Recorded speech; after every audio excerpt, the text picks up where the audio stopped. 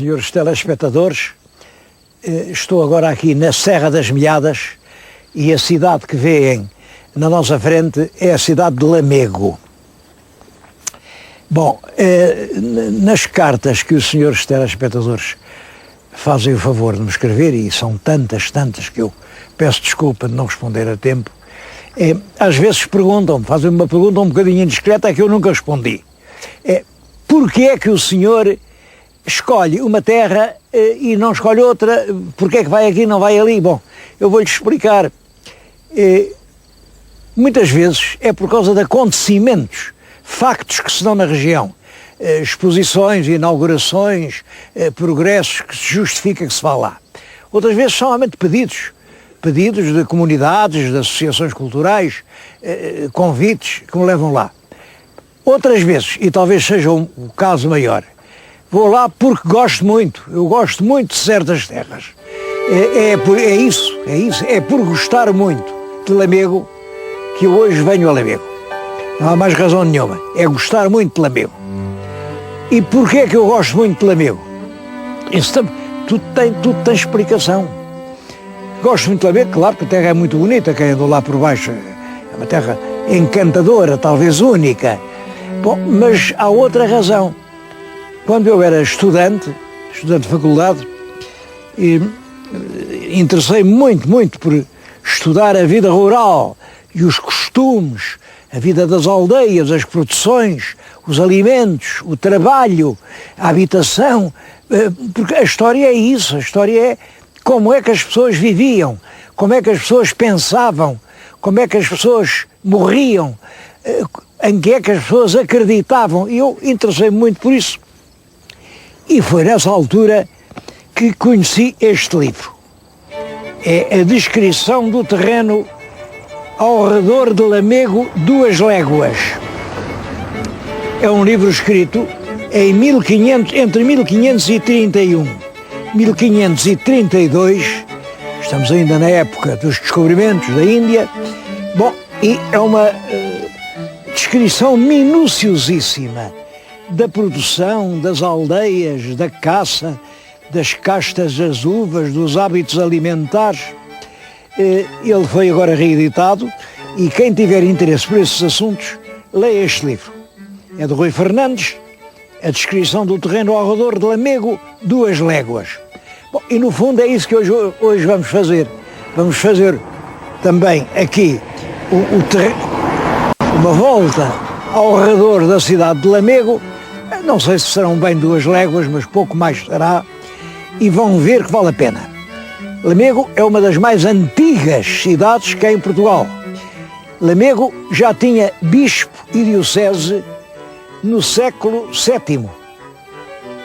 Portanto, 500 anos antes de haver Portugal, já havia um bispo de Lamego. Aliás, Lamego é uma terra que tem uma origem pré-histórica. Pensa-se que aqui à volta, nestes montes, vem Lamego, é um regaço entre montanhas. Em todos estes montes havia castros com populações que tinham a sua rude vida, e quando a vida serenou, quando vieram os romanos, essa gente deve-se ter descido para o vale, e é então da reunião dos povos das várias populações castrejas que nasce a cidade de Lamego. Ainda hoje é uma cidade importante, ainda hoje. Penso que é uma cidade que não teve muita sorte na história, porque outros polos, concretamente Viseu e Vila Real, desenvolveram-se, Viseu a sul, Vila Real a norte, com grandes polos até universitários. E isso fez com que Lamego ficou assim entre 2 forças e não teve aquele desenvolvimento que talvez merecesse, porque Lamego é uma capital. Hoje é capital de um simples concelho, claro, do município, mas não, Lamego é a histórica capital do Ribadouro. O Ribadouro é a margem sul do Rio Douro. Toda esta região, importantíssima nos primeiros séculos de Portugal, o Ribadouro, tinha por capital Lamego. Aqui de onde estamos, ainda se avista o castelo de Lamego. Bom, Ora, o governador daquele castelo, no tempo de Dom Afonso Henriques, era nem mais nem menos que o Egas Muniz. É toda essa época heroica da construção de Portugal que se pode viver em Lamego.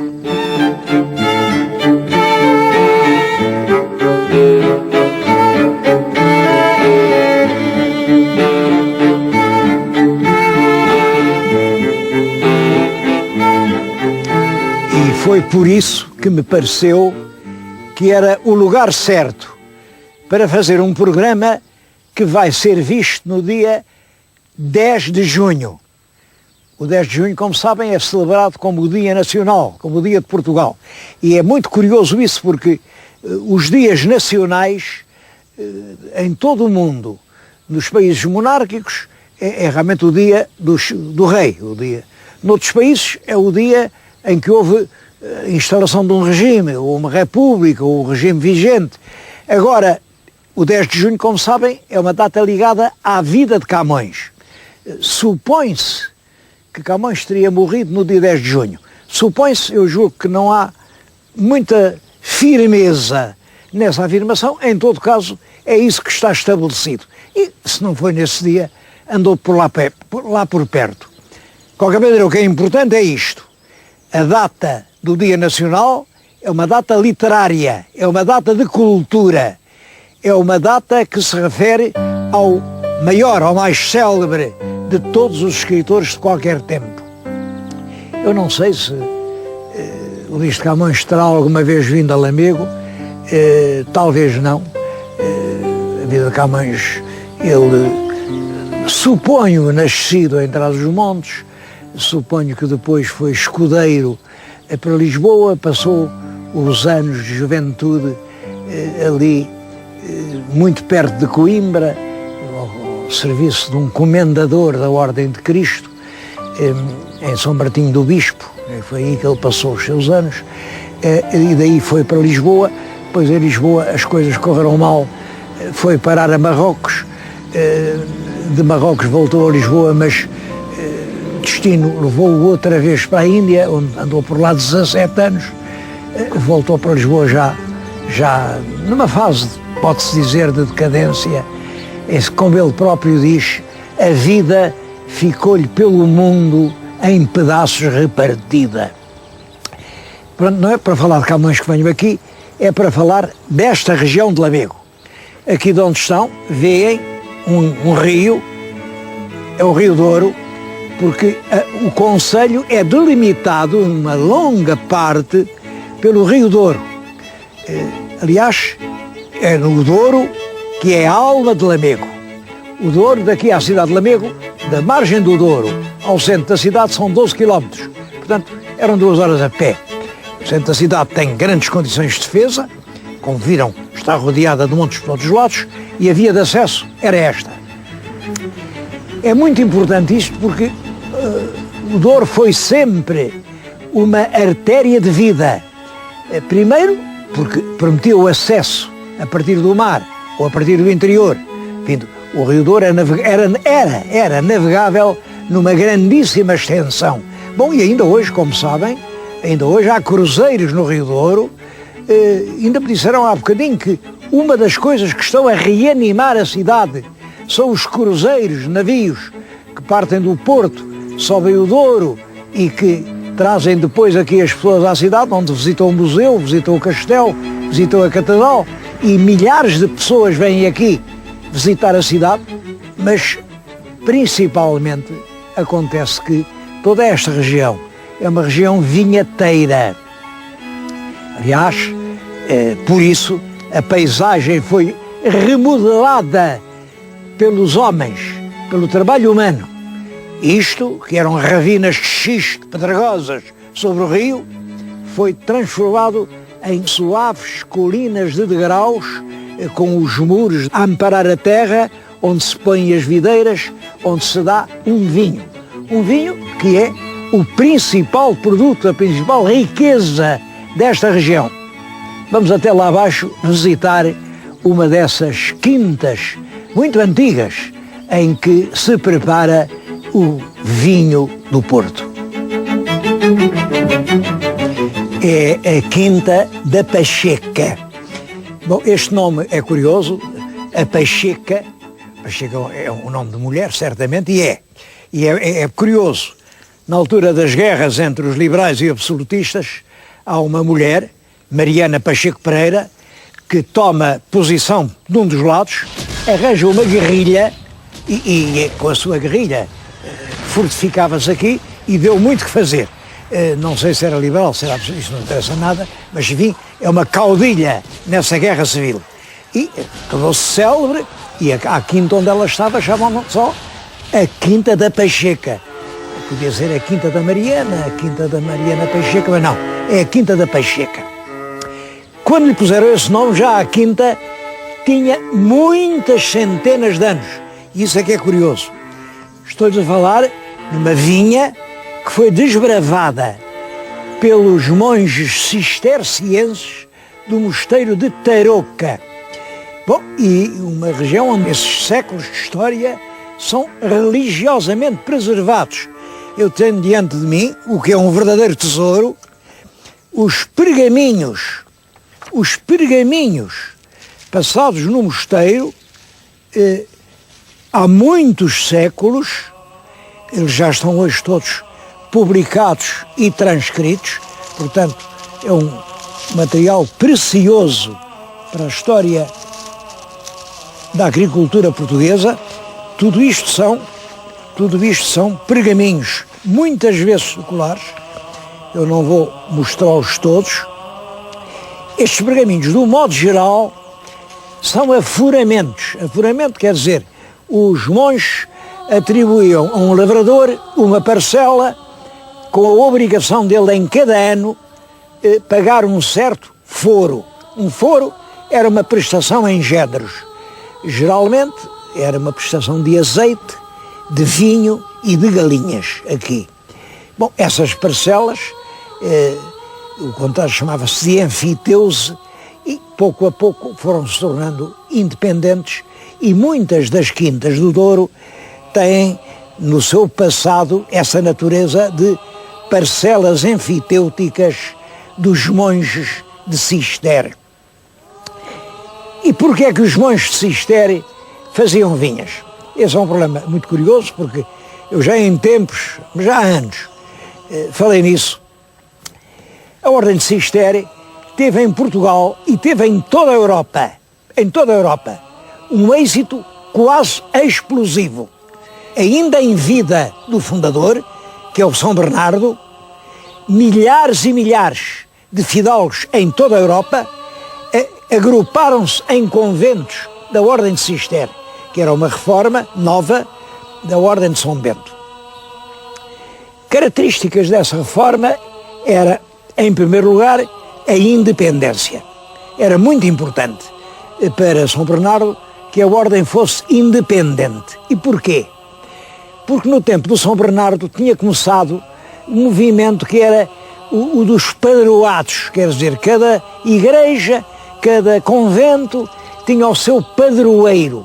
O padroeiro era um laico, era um fidalgo, um senhor poderoso, que fundamentalmente, enfim, devia proteger aquela instituição, mas na realidade colhia-lhe as rendas, ficava com tudo, e as instituições monásticas estavam reduzidas, enfim, ao mínimo, porque os padroeiros sugavam tudo. Ora bem, São Bernardo tem uma ideia simples. Os meus conventos não vão ter padroeiro, mas para não ter padroeiro têm que se bastar a si próprios. Mas para se bastar a si próprios têm que amanhar os campos, têm que pôr vinhas, pomares, olivais, lagares, adegas. Foram por isso utilíssimos. Por exemplo, toda aquela região da Extremadura, aquelas granjas de Alcobaça, aquilo, na altura da fundação do mosteiro de Alcobaça, que é no tempo de Dom Afonso Henriques, aquilo era praticamente um deserto, uma terra abandonada, ensanguentada ainda pelas lutas entre mouros e cristãos. Ora bem, são os monges de Cister, no mosteiro de Alcobaça, que põem toda aquela terra a dar pão e a dar fruto. A obra dos frades cistercienses na civilização e valorização agrícola do país é realmente enorme. E costuma-se dizer, foi por isso que a Ordem teve um êxito tão grande. Ora bem, deve ter sido, claro que isso concorreu. Mas há uma outra razão que não pode ser esquecida e que ninguém diz. É que São Bernardo faz essa reforma da Ordem de São Bento na altura das Cruzadas. Aliás, é o próprio São Bernardo quem prega a segunda cruzada. O Papa encarregou ele de andar, enfim, de corte em corte, a aconselhar os cavaleiros, os fidalgos, a porem a cruz e a irem realmente para a Terra Santa bater-se pela reconquista dos lugares sagrados.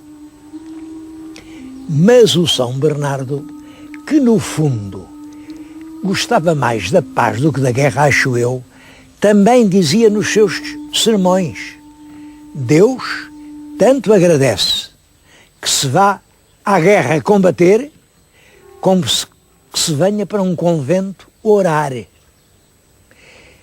E muitos, milhares de cavaleiros, em vez de irem expor a vida na cruzada, vieram entregar a vida a Deus, e é isso que explica essa espantosa multiplicação dos conventos ainda em vida de São Bernardo.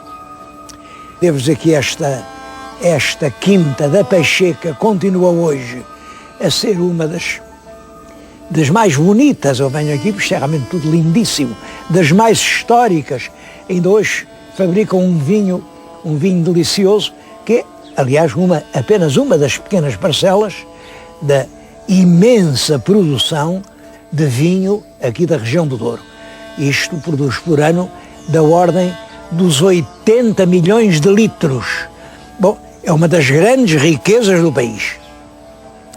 Infelizmente, começa-se no mundo a beber outras coisas, a beber menos vinho. Portugal não ganha nada com isso, mas é claro, contra isso nós não podemos nada. Por agora, a cultura vinícola aqui está num momento forte e pode-se dizer que é a alma da terra.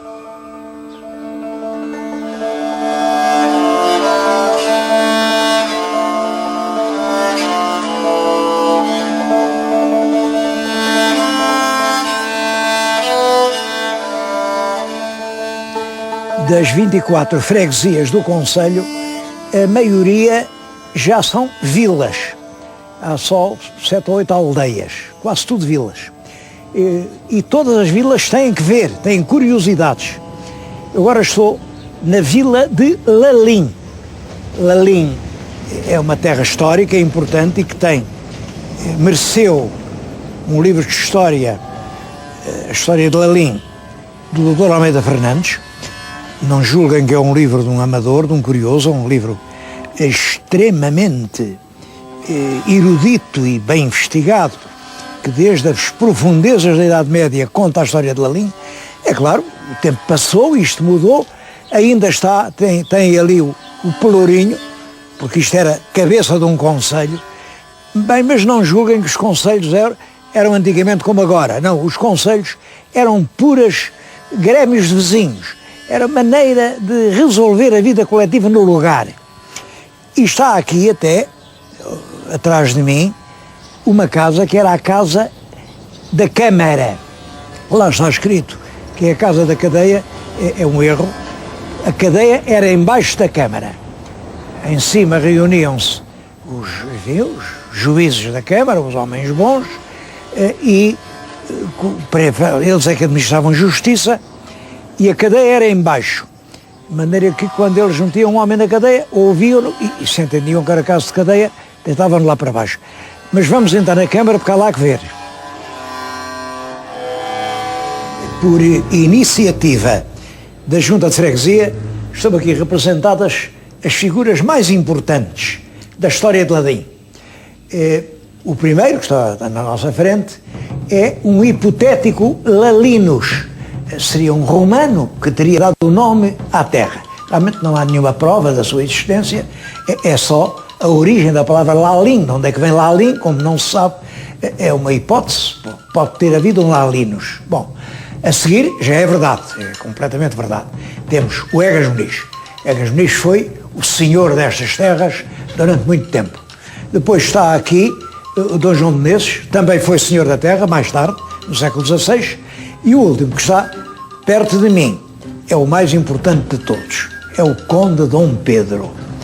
O Conde Dom Pedro é filho do rei Dom Dinis e é o fundador da história em Portugal. O livro de linhagens do Conde Dom Pedro é a fonte mais rica de notícias para, enfim, para o nosso passado anterior ao século XV. A História Geral de Espanha, também compilada ou reorganizada por ele, realmente é uma grande figura.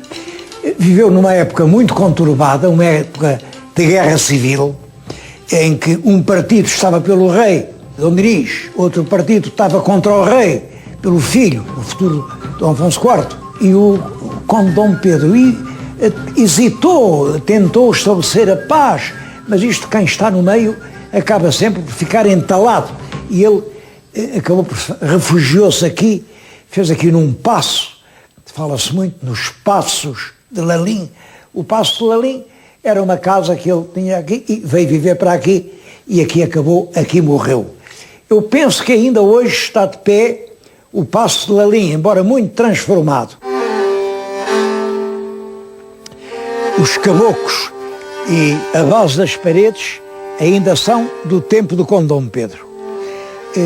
O Dr. Almeida Fernandes ainda viu a casa com este aspecto, e diz aspecto atual, na tal altura já tinha sofrido modificações. É claro, depois a casa foi habitada, os novos moradores precisaram de lhe dar algum conforto, acrescentaram-lhe um andar, e hoje ninguém dirá que aqui viveu alguém que foi uma das figuras da história medieval de Portugal.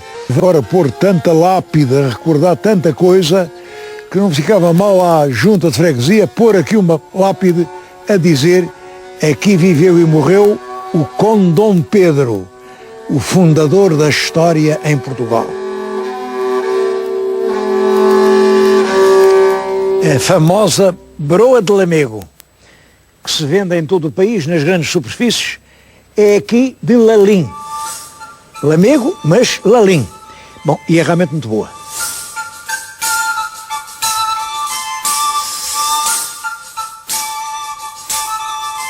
Outra vila muito curiosa é Lazarim.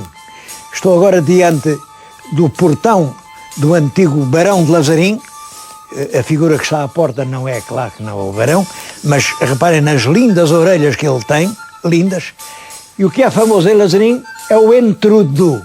Aqui não é carnaval, é entrudo, que é uma festa pagã que corresponde à antiga festa dos rapazes, em que vestem máscaras e em que se dizem os testamentos. Os testamentos dos rapazes às raparigas, do compadre às comadres e depois da comadre aos compadres. Bom, os testamentos são tão frescos que eu tenho-os aqui escritos, mas não vou ler nenhum. Vamos antes ver as máscaras.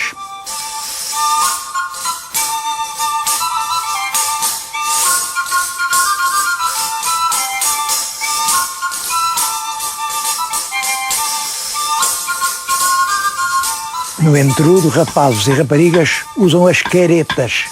Bom, as caretas têm quase todas chifres.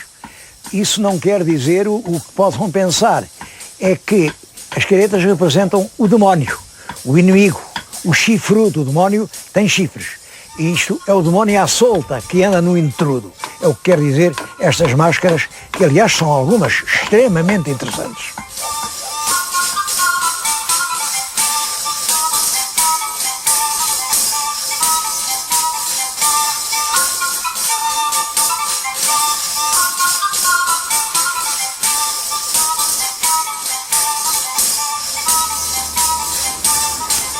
Queria só dizer que o Conceito de Lamego tem muito mais coisas para ver. A bem dizer, em cada freguesia há uma curiosidade, uma tradição, uma história pitoresca para contar, um costume, um palácio antigo, uma rua pitoresca. É realmente das regiões mais características do país. Agora vem o verão, o senhor telespectador venha ver com os seus olhos. No verão há tempo para tudo. Faço este convite. Venham até Lamego ver o Portugal antigo.